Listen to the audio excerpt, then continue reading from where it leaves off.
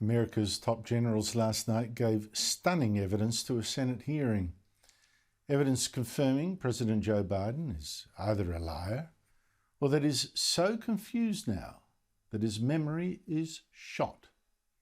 Either way, Biden is fast becoming the most embarrassing president in US history, and I wonder how much longer he can stay, because this is actually worse than embarrassing, it's dangerous. When the United States last month suddenly abandoned Afghanistan, the chaos that caused was terrible. The Afghan government instantly collapsed, the Taliban extremists took over without a shot being fired, and in that chaos, the US left behind some 200 US citizens, and it also lost 13 military in an ISIS suicide bombing. And days later, Joe Biden was asked this question, and he lied or misremembered. Your top military advisors warned against withdrawing on this timeline. They wanted you to keep about 2,500 troops. No, they didn't. It was split. That wasn't true. Your military advisors did not tell you, no, we should just keep 2,500 troops. It's been a stable situation for the last several years. We can do that. We can continue to do that. No, no one said that to me that I can recall. No one said that? Well, that turns out to be absolutely false. Last night, the general in charge of Afghanistan, the US operations there, he exposed that lie or that memory fail. He said that he had indeed asked for US soldiers, 2,500, to stay, and the US top general, Mark Milley, said the same. I recommended that we maintain 2,500 troops in Afghanistan.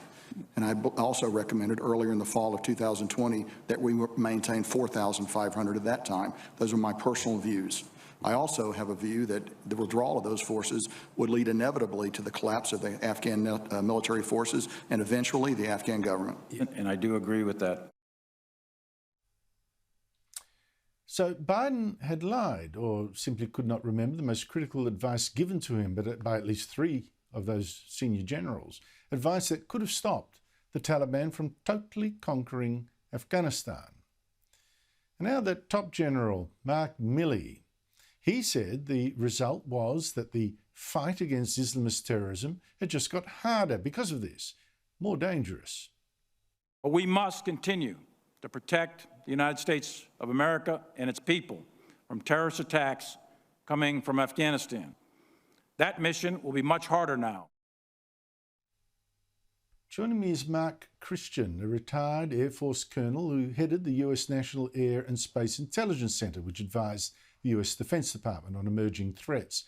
Mark Christian, thank you for joining me again. The evidence here is not just that Biden ignored his top generals on Afghanistan, and it's his right as Commander-in-Chief to do that, but that he lied to the American people about what had been told, or he simply couldn't remember. How serious is this for you? For the United States, it's very serious because you've lost the ability to take on the terrorist threat inside their own homeland. They've lost the capability to, stage operations inside the country, and they've lost. They would have to do everything from overfly essentially unfriendly countries to the United States, either with or without permission, in order to strike them in Afghanistan if the need should arise. So it's a very serious issue at this time. Now, there are two issues here, of course. One is the strategic decision where he overruled his generals and abandoned Afghanistan and left it more vulnerable in the manner that you suggest. What about the other issue? What trust can the US military have in their commander-in-chief when Biden tells the world in a TV interview that they didn't give him the advice that they should have and that they actually did? Well, Andrew, that's an interesting question. When the generals, the way it works is the chairman of the Joint Staff and the generals that are part of the Joint Staff, they are merely an advisory body to the Secretary of Defense and the President of the United States. The real chain of command is the President to the combatant commander, which is General McKenzie for U.S. Central Command in Florida, who oversees the forces in the Middle East. So if those generals told him that they needed 2,500 or 4,000 troops to maintain some semblance of order or support for the Afghan national forces, and I would believe that they would have told him that,